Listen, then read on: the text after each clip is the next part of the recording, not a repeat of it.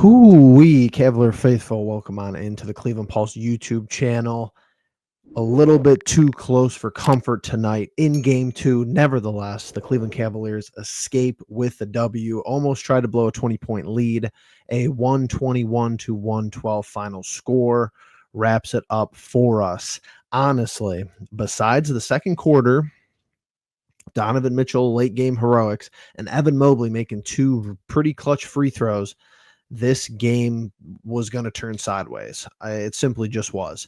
You know, you score 43 points in the second quarter, absolutely ballistic offensively, 10 threes minimum in the second quarter alone, shooting lights out. I don't know what we finished up with as far as 3-point percentage. Let me look. We finished up 22 of 45, 48.9% from three. And this was a 4 to 6 point game with Miami having the basketball late in the fourth quarter. So a win's a win. You defend home court. It wasn't going to be easy. Like I said, before the series started, I am giving this Miami organization respect to take one game from us. That's it, though. If this series goes 6 games, it'll be disappointing. It should be disappointing as a Cavalier fan, as someone part of the organization. The sweep is still on. You defend home court. Now you have to go on the road. You face a new set of challenges. Get to see how the environment is in South Beach. We know the Miami fans, they like their basketball down there. We know they get hyped, but man, just a disappointing second half from the Cavaliers tonight. Just to put that out there off the rip.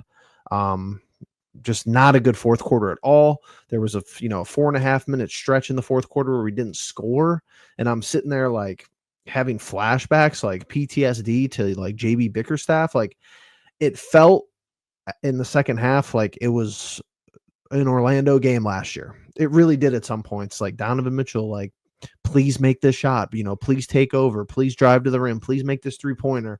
And that was a lot of what I was looking at, especially in the fourth quarter. Darius Garland comes up a little bit hobbled, it seems like, at the end of the fourth quarter. That's going to be something to monitor moving forward. Rotation wise tonight, you definitely see people's minutes getting bumped up. Mitchell playing 34, Mitchell 36, Mobley 34, Garland 32, Allen 31. Nothing crazy for Garland and Allen. 23 for Hunter, 23 for Jerome, 20 for Merrill, and 10 for Okoro. And this is kind of what I said after game one.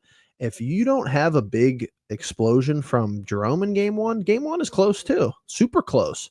And you didn't really have that tonight. He has 6 points and 3 assists. And like I said, this was a 1 or 2 possession game at some points, less than 5 minutes left in the fourth quarter. But nonetheless, the Cavaliers get the job done.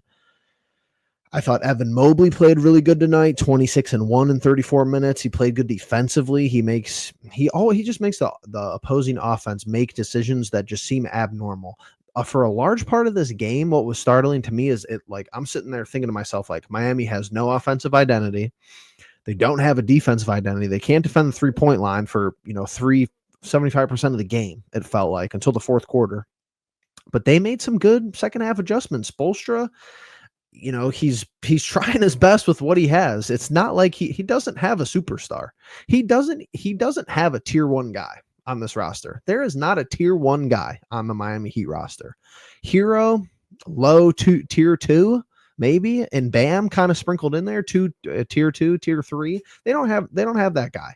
They're relying on Davion Mitchell to do a lot of work. They're relying on Ware to do a lot of work. Andrew Wiggins, not very good tonight. Haywood Highsmith, Nikola Jovic, randomly 25 minutes out of nowhere, hasn't played since February. He was terrible down the stretch. Duncan Robinson, this is just not a talented Miami Heat roster. They were 37-45 in the regular season and the 10th seed. Sweep or 5 games? I'm going to keep saying it. Sweep or 5 games? I'm curious to see how this team, the Cavaliers, react and roll with the punches in an opposing crowd. Because there's been moments of both of these games where I'm sitting there thinking, if this game is in Miami, I would be very interested to see how it plays out. I'm ready. I'm ready for the challenge for the Cavaliers, because at the end of the day, not to get ahead of ourselves, not to be cocky, not to be overconfident, but just to be, logical and tell you guys my thoughts. I'm not really worried about this series.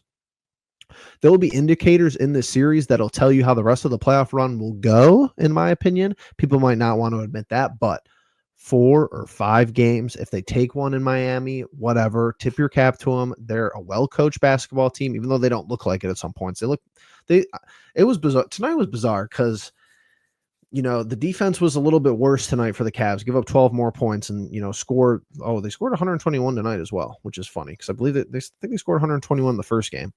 So, yeah, I don't know. There was just some defensive lapses by us. The officiating was terrible.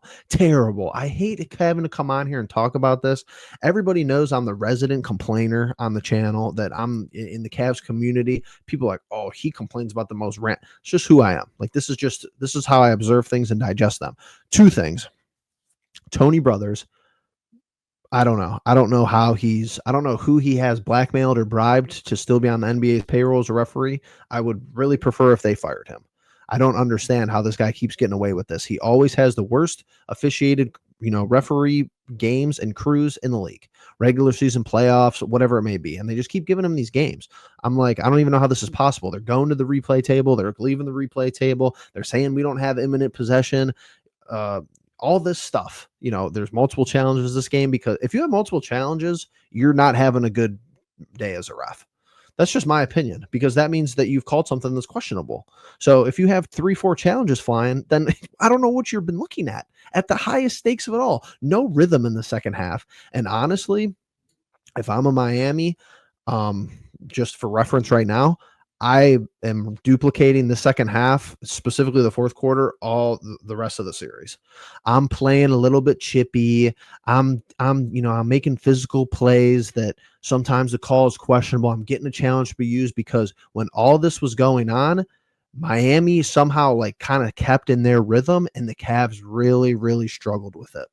They went almost 5 minutes without scoring, and Miami's had moments in the first 2 games where they've done that as well. Don't get me wrong, but it's like, if you go 4.5 minutes again, like I said, not trying to jump ahead, but just for an example, if you go 4.5 minutes without scoring against Boston, you're not winning that game.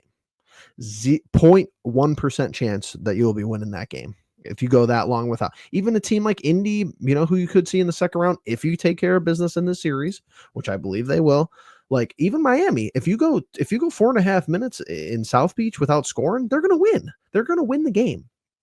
So, a couple things to clean up for the Cavs. Overall, I mean, they played like 2.5, almost 3 good quarters of basketball, I thought.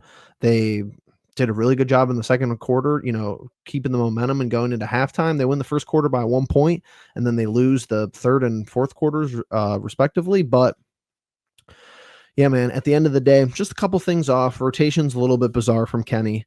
That bench tonight, man, it was better. The scoring was a little bit more dispersed. You don't have the Jerome outburst, but 12 from Hunter, 6 from Jerome, 6 from Merrill, 3 from Okoro, is giving you 20. Let me do some quick math here. 27 points off the bench. Jerome gave you 28 points off the bench in game 1. So that's really the only stat that you need to look into. As far as I'm concerned, because your starters give you good production. Allen with 9, Mitchell with 30, Mobley with 20, Garland with 21, Strus with 14. That's all you can ask for from those guys. Just a little bit more bench production is still going to be my biggest thing coming out of this upload, is that I just need to see a little bit more there. And I think it would go a long way in giving our front line rest, and then just making sure that you maintain a lead and you don't try to blow a 20-point lead in the fourth quarter. But with that being said, a win's a win's a win. 2-0 series lead for the Cleveland Cavaliers up against the 8th seed, really 10th seed Miami Heat. But yeah, way to not sell at the end. This is a game that JB and company last year would lose. So I'm not over the moon about the outcome, but progress. If you keep showing us you're not the same team from last year, that's all they have to do. That's really all they have to do, because think about it. You had competitive games with Boston last year. So that's really all you have to do. So yeah, if you're still here, like button, comment down below. What do you think of game 2? What do you think I missed talking about this game, recapping this game right after it concluded? And with that all being said, appreciate you being the pulse of it all. Peace.